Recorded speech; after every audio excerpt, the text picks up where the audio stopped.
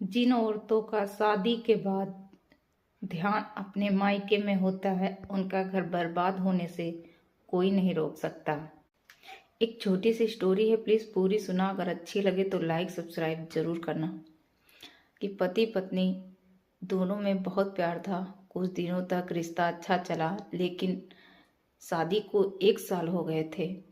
पत्नी का ध्यान मायके में ही रहता।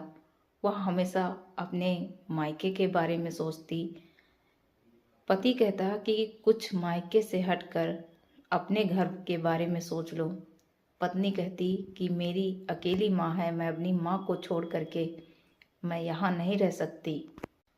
पति फिर भी कुछ नहीं बोलता। एक दिन पत्नी मायके चली गई। पति जब फोन करता तो पत्नी फोन नहीं उठाती और ना ही उसे बात करती। जब कभी फोन उठा भी लेती तो वह यह कहती कि अभी मेरे पास समय नहीं है, मैं काम कर रही हूँ, यह कहकर फोन रख देती। पति अकेला ही घर में गुमसुम रहता। वह सोचने लगा कि उनको मायके से ज़्यादा ससुराल की कोई कीमत नहीं है।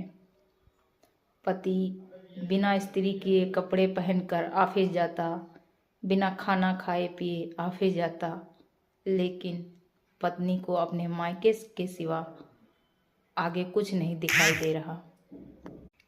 पत्नी का अपने मायके के प्रति इतना लगाव था कि उसको अपने घर, अपने ससुराल की फिक्र तक नहीं थी, ना ही अपने पति की।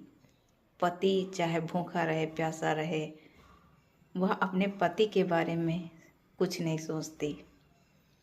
लेकिन एक दिन उसके इसी के कारण उसका अपना घर बर्बाद हो गया। वह हमेशा के लिए मायके ही रह गई। पति ने जब फ़ोन किया और कहा कि जहाँ तुम हो वहीं खुश रहो, ससुराल आने की कोई ज़रूरत नहीं है, क्योंकि मैं यहाँ अकेले रह लूँगा। इतना कहते ही पति की आंखों में आंसू आ गए। पति हमेशा शाम को अकेले छत पर जाता और सारी बातें याद करके रोता। लेकिन वह अब अकेला हो चुका था। पत्नी को कोई फर्क नहीं पड़ता था। इस तरह दोनों के रिश्ते अलग हो गए। इसलिए कहते हैं कि पत्नी को अपने मायके से लगाव होना चाहिए, पर इतना नहीं कि अपना घर बर्बाद हो जाए। आप अपने पति का भी ध्यान रखा करो।